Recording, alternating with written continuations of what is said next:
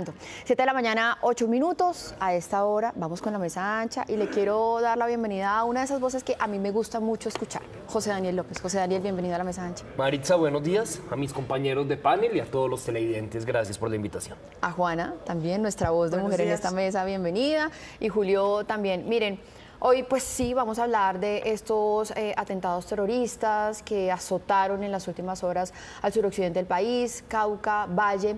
El presidente de la República, incluso en un trino de las últimas horas, reconoció que detrás de todo esto está el EMC, está Iván Mordisco, incluso detrás del atentado contra Miguel Uribe, y decía él que esto es como parte de la conmemoración por la muerte de alias Majin Buu. Pero si uno lee eso, uno dice, entonces se sabía, entonces nos pudimos anticipar. ¿Cuál es la capacidad del Estado sobre eso? José Daniel, usted justamente quiere hablar de eso. Pues esa es la gran pregunta que yo creo que todos nos estamos haciendo. Puede pasar y ocurre, digamos, hasta en los estados más sólidos en sus labores de inteligencia, que ocurra un atentado terrorista que nadie esté esperando, pero que ocurran 24 atentados terroristas el mismo día, en los mismos dos departamentos, en una fecha más o menos predecible, como lo han explicado las mismas autoridades, como el del aniversario de la dada de baja de alias Majin Buu. Y que ocurran estos hechos, ahí es donde uno se pregunta, oiga, ¿qué está pasando con la fuerza pública? ¿Qué está pasando con las autoridades de inteligencia del Estado? Y también, ¿cuál es la consecuencia de esos procesos de paz que se han intentado con estas organizaciones? Que si bien el proceso de paz con Iván Mordisco está suspendido hace un año, lo que esto demuestra es que esta estrategia de paz total realmente a lo que ha conducido es un fortalecimiento en su capacidad militar, financiera de estas organizaciones terroristas, que hoy aprovechan todo ese potencial que han ganado como consecuencia de una política ingenua que ha desligado la seguridad de la paz para utilizarla en contra de los colombianos. Sí, además que desde el domingo, después del atentado de Miguel Uribe, una de las primeras hipótesis es que Iván Mordisco estuviera detrás de ese atentado. ¿Cómo es que 48 horas después estamos viendo también atentados de Iván Mordisco? O sea, ¿cuál es la capacidad de inteligencia y de reacción? Juana. Bueno, primero, toda la solidaridad con las víctimas, porque quedaron víctimas mortales, ¿no? Esto claro. Es sumamente grave, porque quienes son las víctimas en este conflicto armado y en estas situaciones son civiles que iban caminando, que estaban por su barrio y que son las víctimas que quedan. Entonces, toda la solidaridad con su familia, con el pueblo caucano y vallecaucano, que están pasando por momentos muy duros. Esto es el resultado de que el conflicto ahora es un conflicto totalmente fragmentado. Tenemos entonces el ELN se fragmentó en un grupo, en una disidencia, las autodefensas se dividieron en 3 grupos y lo que quedó no resuelto del proceso de paz, porque esto fue causa a la no implementación del acuerdo de paz, no haber cumplido con ciertas garantías, no haber podido contener que se forman estas disidencias que se dividen en 5 grupos. Entonces nos encontramos en un conflicto plenamente fragmentado, que hace que sea muy difícil, y entre esos grupos pues está el de Iván Mordisco, que además hay que explicarlo para los televidentes, es un conflicto que pasó de ser nacional a ser regional. Iván Mordisco se ha concentrado en el Cauca y el Valle del Cauca, en controlar justamente y en crear justamente terror y pánico en esta región del país, para demostrar y como respuesta a las avanzadas que ha habido en el suroccidente y a lo que está pasando con otros grupos de las disidencias, que hace que sea mucho más complejo y mucho más difícil la reacción.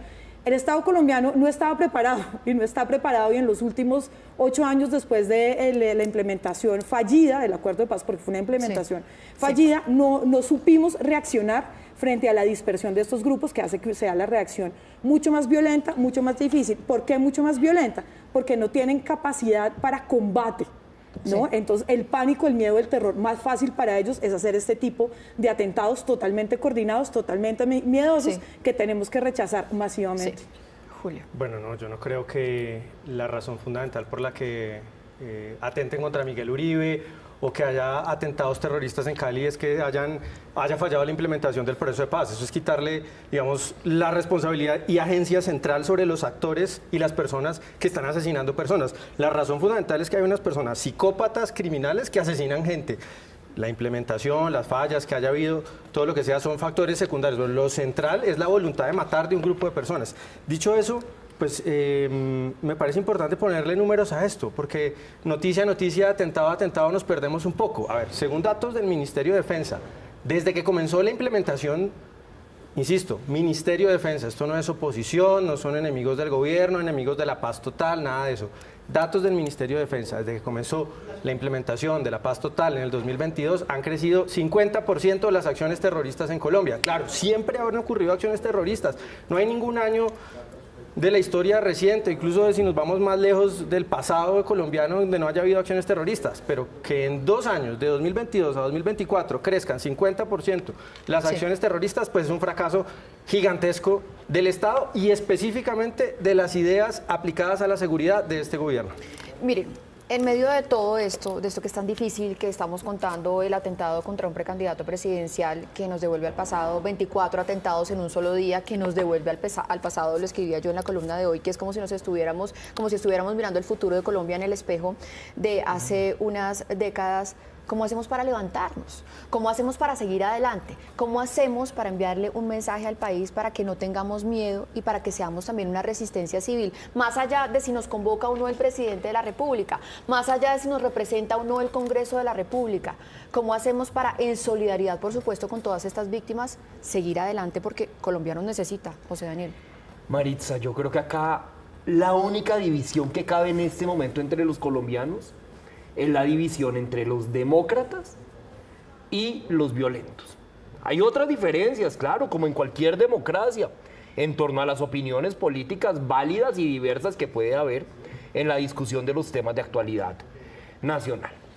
Pero acá, por supuesto, el presidente de la República tiene una responsabilidad muy importante de cesar los ataques contra sus contrapartes en democracia. También lo tiene el Congreso de la República, los precandidatos presidenciales, pero como usted bien señala, lo que haga el presidente o lo que hagan los líderes políticos seguramente no importa, o no depende más bien de la sociedad civil. Entonces acá el llamado a los ciudadanos es a que también desarmemos el lenguaje, desarmemos nuestra actuación en las redes sociales, a que entendamos que el verdadero adversario a derrotar es el adversario de la violencia, no ningún otro. Sí, eso lo tienen que entender también los líderes políticos que se la pasan trinando entre ellos y lanzándose odios. Líderes, opinadores, o sea, ¿quién no recibe mensajes de odio constantemente? Y creo que ahí es donde hay que hacer la diferencia, o sea, una cosa es opinar, disentir, ser contradictores, oponernos con las ideas, y otra cosa son las réplicas de los discursos de odio, que constantemente vivimos, desde discursos totalmente racistas, misóginos, homofóbicos, hasta discursos en los que se replican que queremos exterminar al otro, y todo eso es lo que tenemos que reflexionar, y donde la sociedad civil claramente tiene un papel que jugar, y más las personas que estamos aquí, por ejemplo, todos los días opinando y hablándole a la ciudadanía desde los medios de comunicación. Julio. No, me sumo totalmente a ese llamado. Todos tenemos una responsabilidad más grande y más pequeña. Entre mayor sea el cargo en el Estado, la representación, el cargo en una empresa privada, el cargo en una entidad estatal, y la responsabilidad más grande, desafortunadamente, está en manos de una persona que no la entiende. Ese es el presidente de la República, el que continúa haciendo ese tipo de llamados, porque es que tampoco podemos confundirnos. Hay crítica política válida, no vamos a cesar de pensar distinto, pensamos distinto. Lo importante es, hombre, no invoquemos a criminalizar al que piensa diferente a nosotros. Sí. Pensamos radicalmente distintos, pero es una persona que merece vivir en libertad, merece expresar sus ideas y no es un criminal. Miren, esa reflexión es muy importante, pues hoy, porque estamos de cara a una situación muy difícil en el país, pero hay otro tema, se nos acabó el tiempo, pero pues tenemos que reflexionar o hacer, digamos, un análisis alrededor de eso muy cortito, y es que finalmente hoy el presidente de la República, y lo confirmó también hace algunas horas en su Twitter, va a presentar ese decreto con el que convoca a la consulta popular. Lo va a hacer además en Cali, que fue pues el escenario de atentados en las últimas horas. 30 segundos para cada uno sobre ese hecho. Bueno, primero es que muy seguramente la consulta, más allá de la evidente inconstitucionalidad de ese decreto, muy seguramente no va a ser necesaria. Hoy, en medio del dolor tremendo por el atentado contra el senador Miguel Uribe, aunque recibimos hoy unas noticias un poquito más alentadoras sobre su estado de salud, el Senado muy seguramente va a aprobar la reforma laboral, que es la nuez del contenido de la consulta popular. Ojalá se le dé cauce y se le dé prioridad a ese trámite en donde parece haber acuerdos mayoritarios, antes que una consulta que no solo no cabe jurídicamente, ya que el Senado se pronunció, sino que además lo que va a hacer es atizar más los ánimos y los odios en este país. Yo creo que más allá de la consulta, lo más importante es hoy el Consejo de Seguridad en Cali, realmente, con lo que está pasando y creo que es ahí donde debería estar enfocado el gobierno y el país en el día de hoy. Y Julio. Sí, no, si el propósito del gobierno fuera, digamos, hacer esas modificaciones muy parciales, ¿no? Aumentar 25% aquí, 15% acá, ¿sí? Ese tipo de cosas menores que se están introduciendo a la legislación laboral, pues pasaría la reforma en el Congreso y ya está.